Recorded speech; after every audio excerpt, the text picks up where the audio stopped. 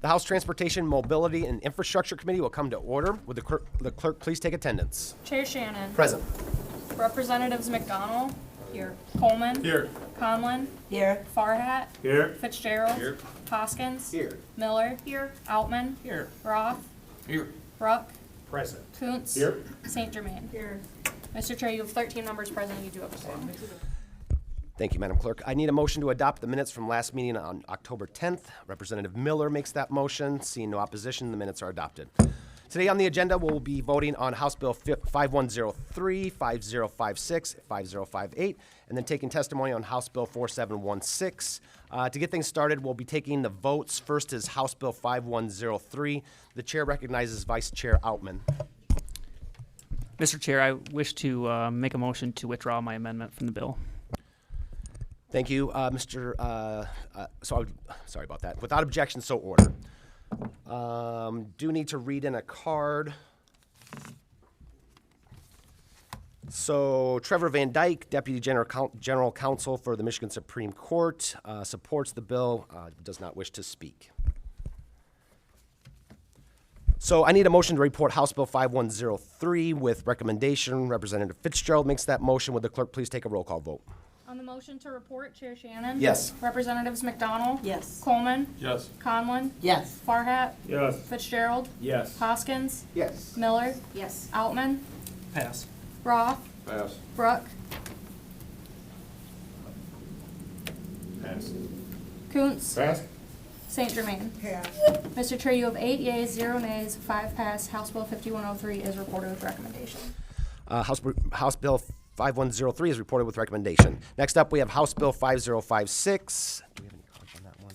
Okay. I need a motion to report House Bill 5056 with recommendation. Representative Miller makes that motion. Would the clerk please take a roll call vote?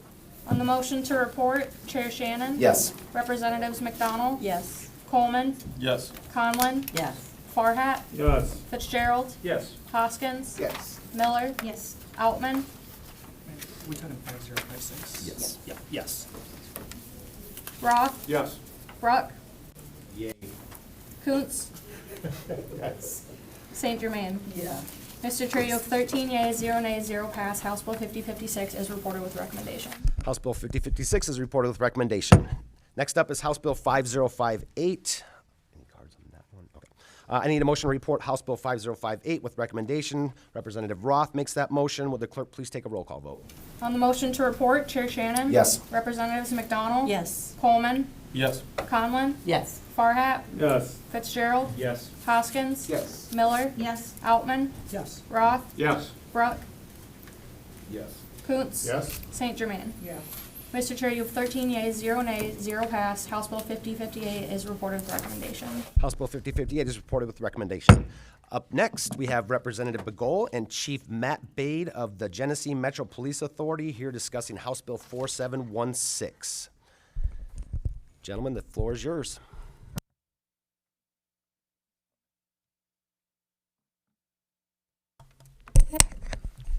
Thank you, Mr. Chair, and thank you, committee members, for placing House Bill 4716 on the agenda today.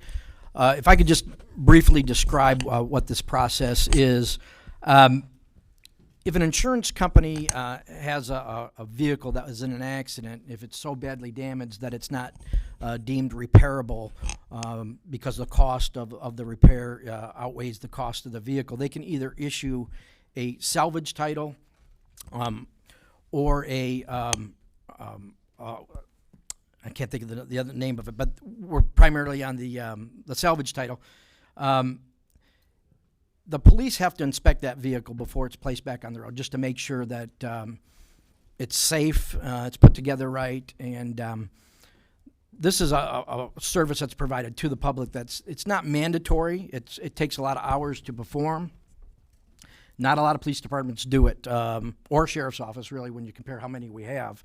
So this bill here, after the police department collects a fee for performing that service, would allow to spend the money on police safety initiatives rather than just the enforcement of auto theft. So Chief Bade is here with me today and can explain a little bit more about the information on why he would like to see this pass through here today. So he may be have a little more flexibility with the money. So, Chief Bate. Morning. Thank you for having me today. I appreciate it. Once again, my name is Matthew Bate. I'm the Chief of the Metro Police Authority of Genesee County. My agency is one of 86 agencies across the state, including 24 counties, that provide self-inspection service. This is an optional service, but a necessary one. This involves agencies of all sizes, very large to very small. The fee charged for inspections creates a revenue stream to participating law enforcement agencies. Currently, this revenue stream is restricted. By law, it's restricted to law enforcement purposes related to stolen vehicles, including but not limited to equipment, road patrol services that increase the likelihood of recovering stolen vehicles or stolen vehicle parts, and salvage inspections.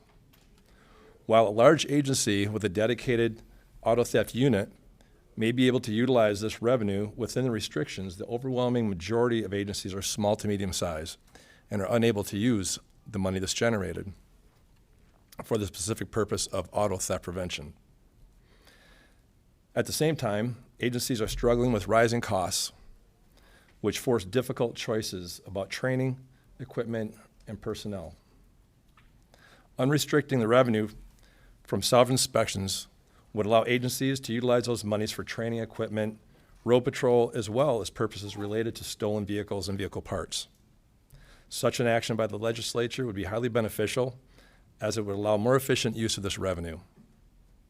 As Chief of the Metro Police Authority of Genesee County, I respectfully ask that you consider voting House Bill 4716 out with recommendation. Thank you.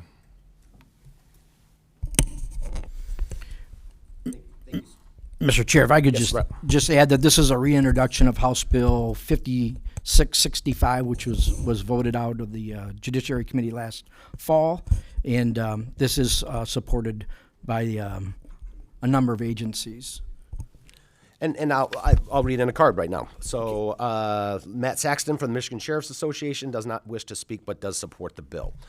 So I do have a couple questions here. Vice Chair Outman. Thank you so much, Mr. Chair, and thank you for being here to testify on your bill. Representative Burgoll and Chief, thank you for being here as well. Just kind of a general question about the issue. It doesn't necessarily pertain to this bill, but curiosity is kind of getting the better of me here. And my question is, so local police departments are the one conducting these inspections, correct? Correct. Is there any sort of training involved prior to, having an officer conduct these inspections? There is. Officers who conduct inspections have to go through a certification by the Secretary of State and be a certified inspector too. And they also have to be a licensed officer or a previously licensed police officer with an MCOLS number. Gotcha. Thank you so much. I was just curious on that. I bought a salvage title vehicle out of state, though. They have a little bit different process there. So I was just kind of curious how we do it here in Michigan. But again, thank you. Thank you both for. Representative Kuntz. Thank you, Chair. Thank you both for coming today. Mine is an accounting question. Money that has been collected that is sitting in the fund now that has been allocated for car theft, will that be transferred over into the fund that we're seeking to make this bill? Do we retroactively reallocate those funds? The funds we have right now in my budget would be reallocated to whatever necessary funds we need to put it into. They do get reallocated. Thank you. Representative Conlon. Thank you, Mr. Chair. Thank you for the testimony. So one question, you just said that the smaller the agency, they are unable to use this for the auto theft. And why is that? Is it just because you don't need to be using it in that area, or because you need to be a bigger agency to do the whole auto theft? Yeah. So what I mean by that is agencies, small to large, this money has to be dedicated towards auto theft purposes. So there's only so many activities that you do as a police agency directed towards auto theft. If you're a 3-person police department, you may not have a lot of time to spend on auto theft, but you're doing this service where you're also being strapped for costs on equipment, fuel, vehicles, personnel, whatever. Representative Fitzgerald. Thank you very much. So I just have a couple questions about more or less currently, and what the intent of the bill here is going to accomplish. So currently, there is a salvage title inspection occurring, but it's done through the Secretary of State or still currently through law enforcement. Through law enforcement. Currently through law enforcement with this $100 fee or up to this $100 fee currently. Correct. So let me just confirm. The use of this, though, is still that's really at the crux of what we're accomplishing here, is that it's allowing for the stolen vehicle recovery use. Is that the intent of the bill? The intent is to allow them to have some flexibility in how they spend the fee that they collect while they inspect it. So again, the vehicle is inspected to first make sure that the car wasn't repaired with stolen parts. They'll be checking VIN numbers from auto parts that were taken from a salvage yard and put on the vehicle. Then they're going to make sure that it's repaired right. Each department's going to collect $100. That money is paid right to the police agency, not to the Secretary of State. And so, as the law describes, they can only use it for vehicle theft. So now they can use it, or we'd like them to be able to use it for all law enforcement, public safety initiatives. For all uses. For all uses. It could be for patrol. It could be for auto theft still. So that's still an option, Okay. but it can be used for anything pertaining to public safety. I asked the question because I know that one way to have that salvage title is to have the vehicle totaled and then still have that person retain possession of the vehicle even though the vehicle has gone through a total loss. So you have a late model vehicle with $5,000 of damage, the vehicle's worth $4,000, they ask to keep the vehicle. There's nothing criminal about that. It's just that they were in an accident and now their vehicle is still, their property has still been possessed. So I don't know that my issue may not necessarily be with this bill specifically, but maybe rather we're using a non-criminal act to raise revenue to support police. I'm just trying to find where all of this intertwines and meshes to meet the need. And quite honestly, it doesn't probably even support the police. I mean, when a vehicle is inspected, it could take 2, 3, 4 hours depending on how many parts there are, how many VINs need to be located. So this would barely even offset what the department's true cost of providing this beneficial program to the public. And I think that's probably why only 80-some departments out of 600 or so provide it. Because it's just that. It's costly, it's time-consuming. It's definitely not a money-generating activity. It's more seen as a service. So, but this just provides a little bit of flexibility on how they can spend the money. I'm well aware of people who have to load these cars up on trailers and transport them even several counties away to find agencies like Chief Bate is providing that type of service. So we want to make sure that these essential services continue. Representative Bruck.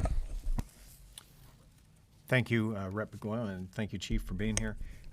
I have two questions. One is kind of a follow-up to Rep. Fitzgerald's question. So if I have a totaled out vehicle, I buy it back from the insurance company, does that individual have to then get it inspected? Because it's now it has a different title, it has a salvage title, correct? Yeah, like I said, when these vehicles are so badly damaged, you get two different titles, the salvage title and the scrap title. That was the one I was trying to think of earlier. If it's scrap, okay, it has to be scrapped. There's no question about it. You can't never put it back on the road. If it's salvage and you're the owner of the vehicle that got in the accident, yeah, generally speaking, you have first option to buy that vehicle back from the insurance company. If you decide not to, then the vehicle is usually brought to a salvage yard and it's auctioned off to auto body repair people or things, people like that, and then they will go ahead and fix the vehicle and then call up a police department or put it on a trailer and bring it to an agency that can inspect it, make sure that it was repaired, again, without stolen parts, and that it was properly repaired. Would this bill require me now, because currently I'm not required to get an inspection. You would be if you had a vehicle with a salvage title that you have and you want to put it back on the road. You absolutely would have. That's part of the process of getting it back on the road. All right. And then my original question was, what is the delta between what is collected and what is spent on theft protection or theft activities within the police departments. Is that a huge difference between, what's collected, so you have a lot of revenue sitting in these restricted funds, you might say? I'll let Chief answer. So I can't speak for all agencies. I'll speak for my own. We have 9 special enforcement officers who are salvage inspection officers. They are contracted with our agency. So the difference is they collect the $100. The $100 is paid to the Metro Police Authority, and then we pay the inspectors 80%, and the agency keeps 20% of that revenue. So that's all we're keeping. The agency has 20% of every salvage inspection. The inspectors are paid their fee to do that. So yes, and answer your question, there is a large amount of money that sits because we can't devote all that to auto theft. We don't have the personnel to do that, but we try to do as best we can. So it ends up being a large sum of money. Correct. Essentially, that's just sitting in limbo, restricted. Yes. In the meantime, we're struggling with costs to cover trainings, equipment, vehicles. Putting a new vehicle on the road is about $55,000 per vehicle right now. The costs are increasing, as you all know, and we're trying to deal with that. Okay, thank you, and thank you, Chair. Representative Farhat. Thank you, Chair Shannon and Representative Begalt. Just on this does not change the fee that can be levied. Is that correct? That's correct. We're not trying to change the fee. Okay, so it's still the up to $100. That's correct. What is an average department or entity that does these types of services see in revenue generation? Is there like a dollar amount that you folks maybe see that could go towards something that is more value? What is the average just amount? You would say? Again, I can only speak for my agency, and it's an 80-20 split, so we see 20% of that revenue to be used towards the stolen vehicle purposes. We'd like to make it general policing services, including stolen vehicle purposes. Some agencies have officers who are doing these while they're on duty, so they're eating up that time while they're actually working, taking them off the road to perform this service. I would think that probably, I'm only venturing a guess here, but I'd say that probably most agencies probably operate that way, taking officers off the road and spending a couple hours at least to do this. Thank you. Any other questions? Well, thank you so much for your testimony. I do appreciate it. So we do have any cards? No cards. Okay. Representative Outman is offering a substitute. Can I get a motion to adopt the H1 substitute? Rep. Bruck makes that motion. Will the clerk please take a roll call vote? On the motion to adopt the H1 substitute, Chair Shannon? Yes. Representatives McDonald? Yes. Coleman? Yes. Conlon? Yes. Farhat? Yes. Fitzgerald? Yes. Hoskins? Yes. Miller? Yes. Outman? Yes. Roth? Yes. Bruck? Yay. Kuntz? Yes. St. Germain? Yes. Mr. Chair, you have 13 yeas, 0 nays, 0 pass. The H1 is adopted. The substitute is adopted. I just wanted to comment, Representative Bruck, is that a new thing for you? The yay? I'm just making it so she doesn't have to convert yeses to yays. Gotcha. Okay, well, thank you for that. Thank you for the explanation. I need a motion to report House Bill 4716 with recommendation as substitute H1. Representative Roth makes that motion. Would the clerk please take a roll call vote? On the motion to report the H1 substitute, Chair Shannon? Yes. Representatives McDonald? Yes. Coleman? Yes. Conlon? Yes. Farhat? Yes. Fitzgerald?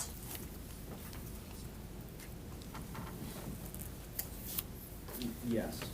Hoskins? Yes. Miller? Yes. Outman? Yes. Roth? Yes. Bruck? Yay. Kuntz? Affirmative. St. Germain? Mr. Chair, you have 13 yeas, 0 nays, 0 pass. House Bill 4716 is reported with recommendation to substitute H1. House Bill 4716 is reported with recommendation as a substitute. All right, we're getting a little bit out of hand here now. No.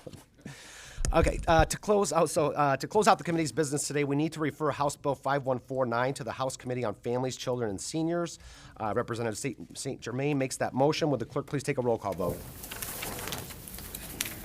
On the motion to refer, Chair Shannon? Yes. Representatives McDonald? Yes. Coleman? Yes. Conlon? Yes. Farhat? Yes. Fitzgerald. Hoskins. Miller. Outman. Roth. Brooke. Koontz. St. Germain. Mr. Chair, you have 13 yeas, 0 nays, 0 pass. The bill is referred to the Committee on Families, Children, and Seniors. There's no absent members today, so there being no further business before the committee will stand adjourned.